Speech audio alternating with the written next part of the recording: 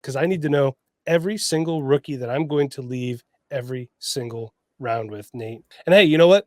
We figure out where these guys land based on ADP. Just in case you're new to the game and you don't know what ADP is average draft position.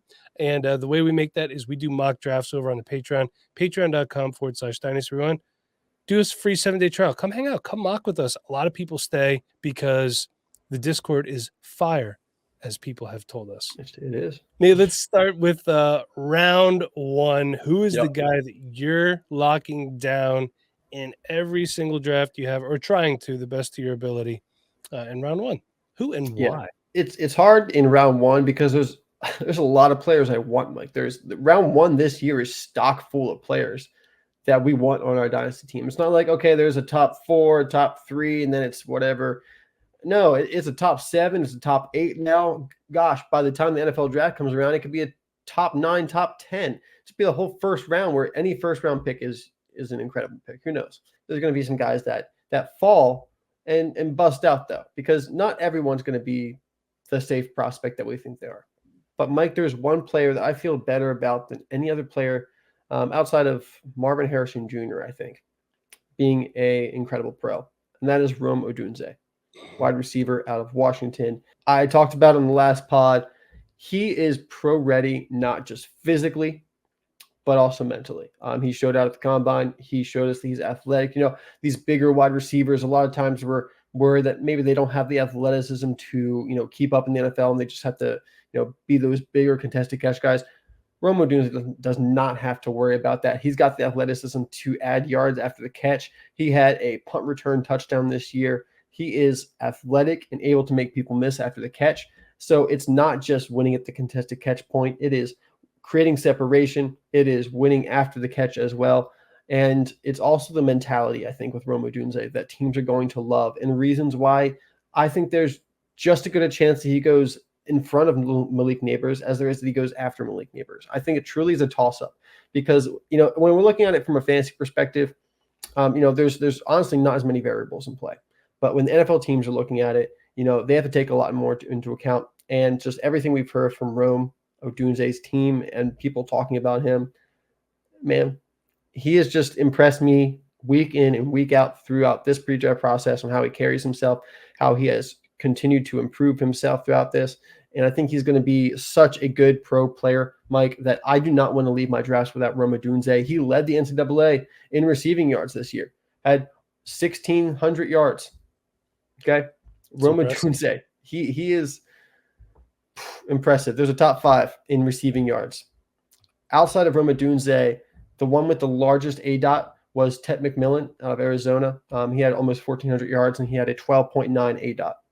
Rome Odunze led the NCAA with a 15.5 average depth of target. He is truly that 3-level threat. I say it sometimes about these prospects. Rome Odunze checks all those boxes for me. And I'm not leaving my drafts without him, Mike. So I'm trying to get to the 106 because that's what the DR ADP is right now on Rome Odunze. So there's some players that I can move right now. Devon Achane. I like Devon Achane a good bit, but if you're trying to move a running back for a wide receiver right now, maybe you don't really need Devon Achane. You're a little worried about his size and maybe injury, and you have 2 other running backs you already are good with. Yeah, we can move him over, try to get some Rome Odunze. Drake London. Mike, I know there's a lot of Drake London fans out there, but give me Rome Odunze over Drake London. I don't think that's a spicy take, to be honest. And then Jordan Addison. I like Jordan Addison a good bit. And you're like, Nate, I picked Jordan Addison up last year at the 106 or the 105. Now I'm trading him for the 106 this year. That doesn't make much sense. I should get more than that. Well, maybe you can get more than that. But at the end of the day, Mike, you asked me, I would rather have Rome Odunze than Jordan Addison. Really? Yeah. So that just shows me how much you really like Rome Odunze, because you were quite the Jordan Addison fan coming into last year. It's definitely close. And Jordan Addison's already proven in the NFL field. So I'm not just out there moving all my Jordan Addison for Rome Odunze.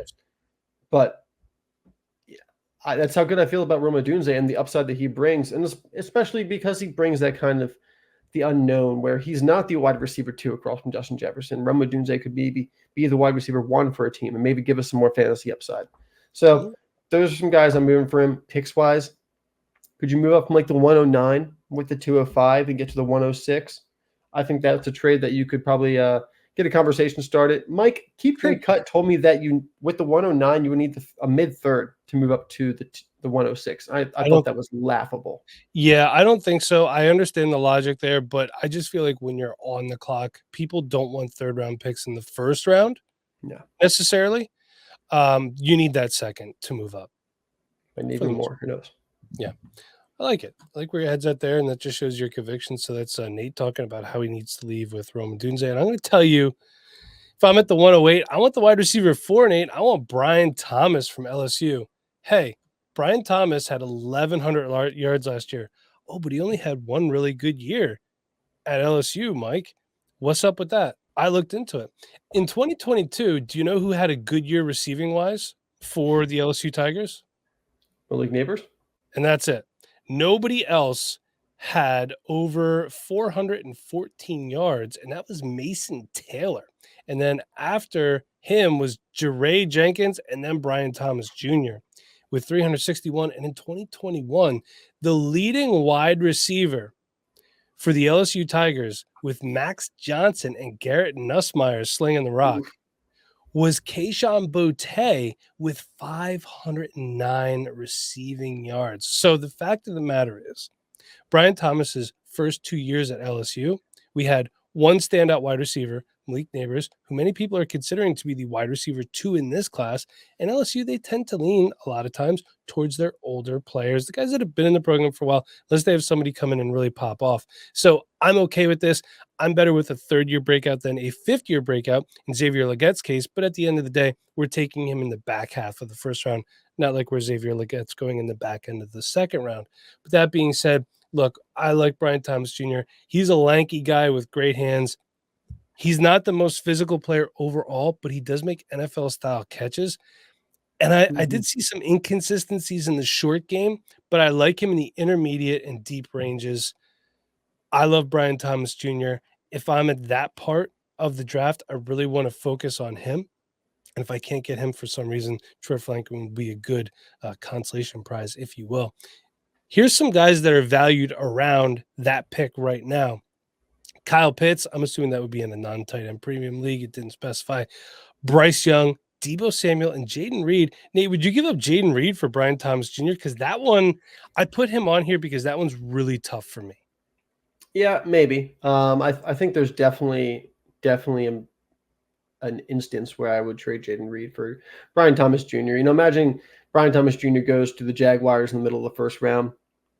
Yeah, I'm going to take Brian Thomas Jr. over Jaden Reed. Yeah. And that's less on Jaden Reed and more on just the fact that there's a lot of mouths to feed with the Packers wide receiver core right now. True. That is a good point. I think if you wanted to trade for the 108, you didn't have any other draft capital, you could do it for like a 25 first. You know, it's try to say, hey, my team's really bad. It's going to be an early pick. But I think you could probably also move up from like the 112. And I think you could do that with, if you tried to do the 112, let's say you had the 112 and the 212, and you move both of those, you could probably get the 108, maybe a third or fourth back on top of it. Yeah, I think that's definitely around that value. Nate, I know you like the guy in your second round. So who are you not leaving the second round with? My God, you love this guy. I love this guy. And gosh, what is the Patreon doing to have Lad McConkey as the wide receiver 9 going? They're listening to you.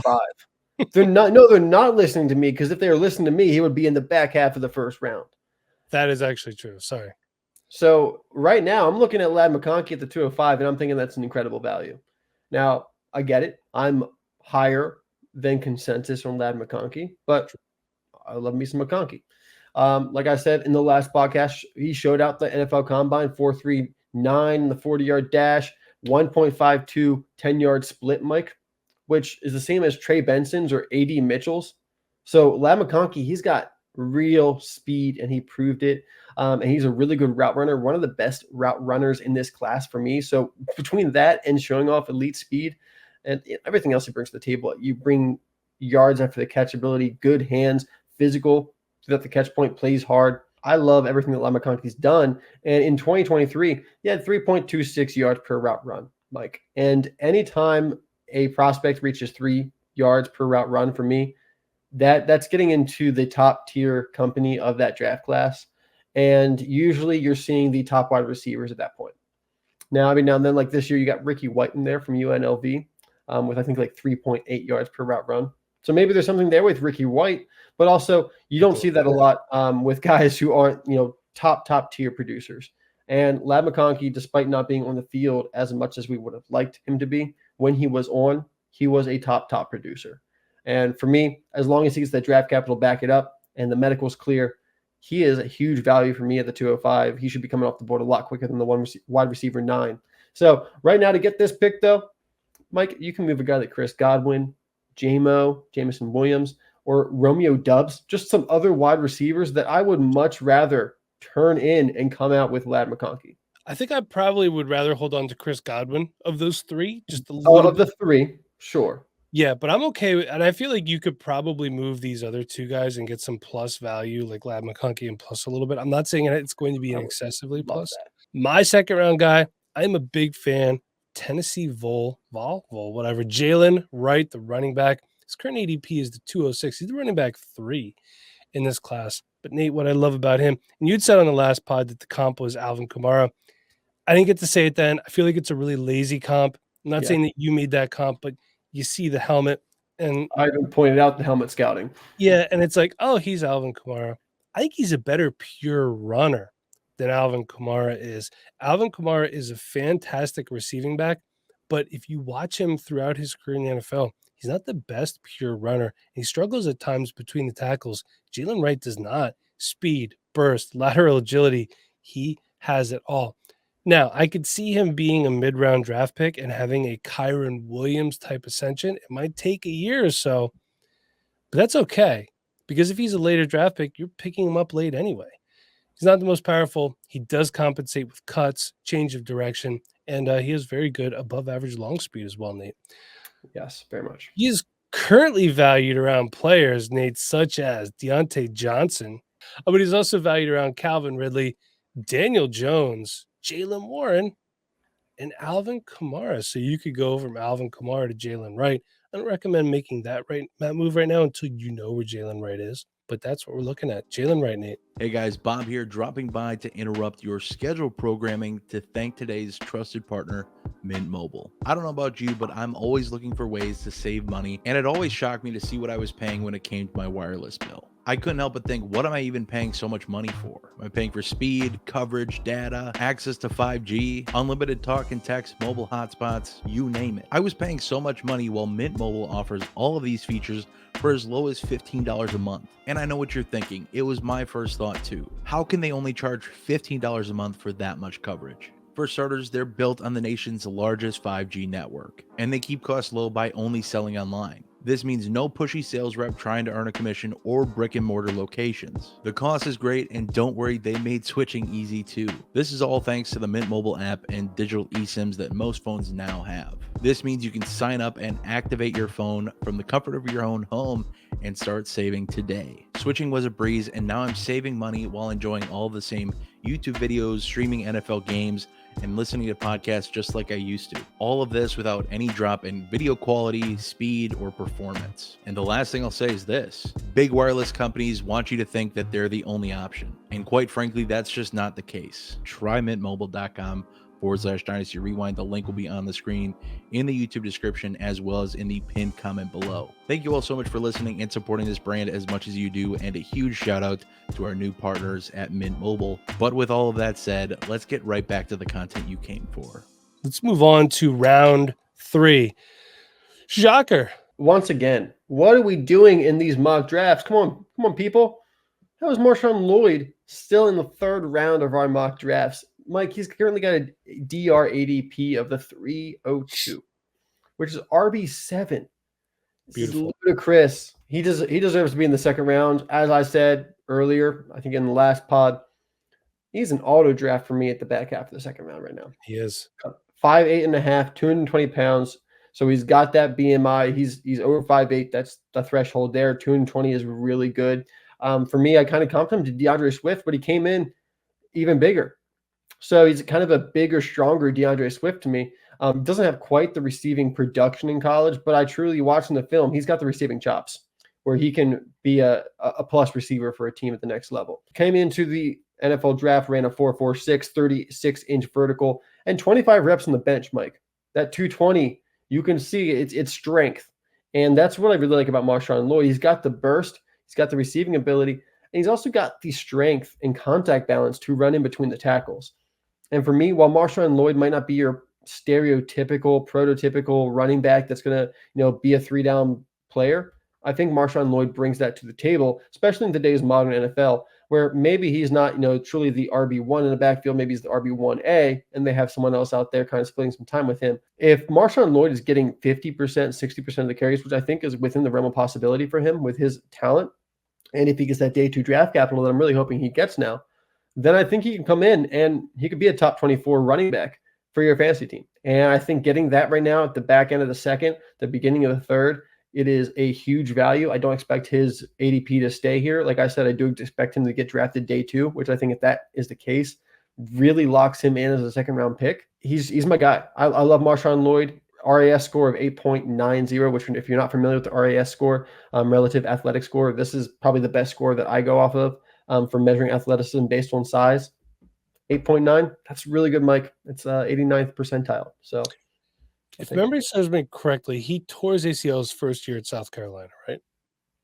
He did.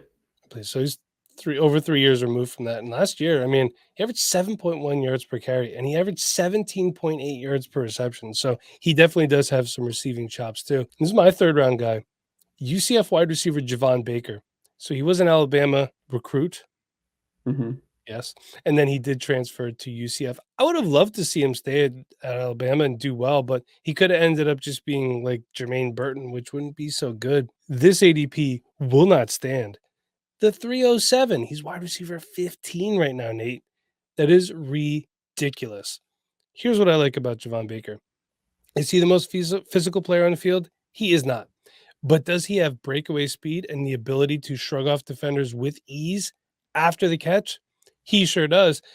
And I know I just said he doesn't have the most physicality. What he does have is he just has a nice stutter step, or he could spin away from defenders. So he uses what he has to get away from defenders.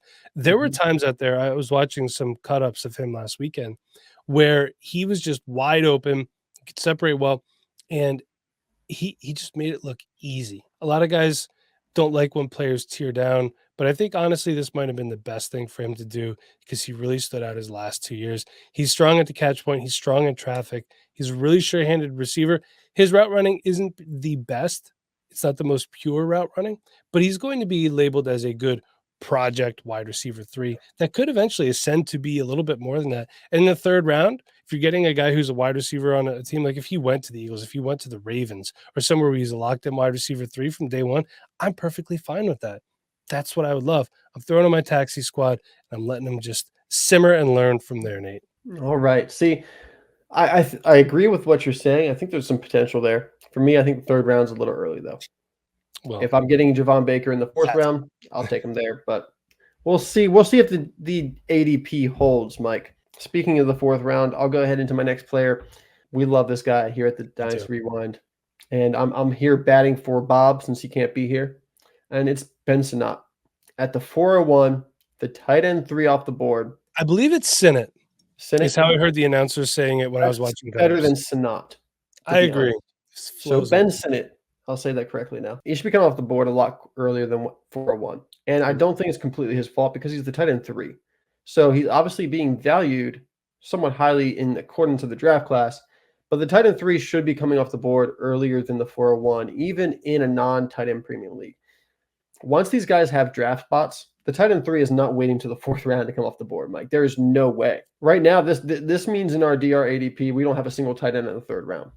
That's not going to happen once we get to the draft class, actually getting drafted. If any of these guys go to the Bengals, the Commanders, the Chargers, the Dolphins, if Ben Sinnott goes there, then he's easily a 3rd round pick, if not, a late 2nd round pick, going to a team like the Bengals or the Chargers, where, whatever tight end gets put into that spot is going to be a fantasy darling. Number one, I wanted to just mention that we're going to see more tight ends coming off the board earlier than we currently have in our ADP once these guys actually have landing spots. The tight end fever, Mike, it's going to hit. It's going to hit. But, taking a look specifically at Ben Sinnott, had an incredible combine. He had a 4.68, which is good. We will certainly take that at the same time as Jatavion Sanders. Just in fact, a 40-inch vertical, 10'6" broad jump, Mike. Elite numbers in those two marks. The jumping ability for Ben Sinnott was really impressive. Coming out to a 9.49 RAS score. That means he's like top 100 since 1978 or 87. I think it was 87 is when our RAS score started. So really showed off the athleticism of the combine. He's some guy that we have already liked a lot on film. He's starting to get the hype around the league. I think he's a value right now. I don't think he's going to last into the fourth moving forward, though. I can see him being a mid to late second round pick by the time all's said and done, based on landing spot, of course. Hey, we're in the fourth round. My guy's almost in the fifth round. That's Dillon Johnson, non-consensual Dillon Johnson. It's running on. He's currently going off the 4-12. So like I said, almost in the fifth round. He's running back 12. Did he test well at the combine? He did not. However, what I see on the film and that pick, the 4-12, I'm willing to take the chance. A punishing running back, good between the tackles. He could break it outside too. This is a guy that can close out a game, that can grind a game out. Oh, by the way, he played at Mississippi State. He's an above average receiving back as well. So I'm not worried about the combine stuff. He's going to get a shot. He's going to be a day 3 pick. I'm going to throw him on my taxi squad anyway and see what happens. That's what you do a lot of times with guys in the late 4th and 5th round. And speaking of which, Nate, let's move on to the 5th round. In the 5th round, I got Luke McCaffery. Mike, we're back to the bloodlines. Back to the bloodlines. Not just the Christian McCaffrey bloodlines, though. Remember, their father was Ed McCaffery, very good wide receiver in the NFL for a long time. What does that mean for Luke? He's a 5th rounder. He probably stays as a 5th rounder, Mike. Maybe he sneaks into the back end of the 4th. But hey, we're talking about the 5th round here. So it's not full of guys that I'm super excited about. But when we're taking dart throws in the 5th round, Luke McCaffrey is somebody I want to take a dart throw on. He showed off good size at the combine. He performed pretty well. He ran a 4.4. I'll take that. His performance for the Rice Owls in 2023, where he had 120 targets, 71 receptions, 992 yards, and 13 touchdowns, Mike. What really impressed me with Luke McCaffrey was he was dominant at the catch point and scored a lot of touchdowns because of that. He actually finished the season with 8 straight games with a touchdown. Not only is he winning at the catch point, but he's also a former quarterback. He's a little hard to catch after the catch. He's a little slippery, despite being a little bit bigger because of that quarterback background where he had to make something happen in tight spaces. So averaged 6.0 yards after the catch per reception last year. So I like kind of the all-around talent that he brings to the table. He's not the greatest wide receiver. He's still obviously learning the position, but for how quickly he's learned it and got to this level is impressive.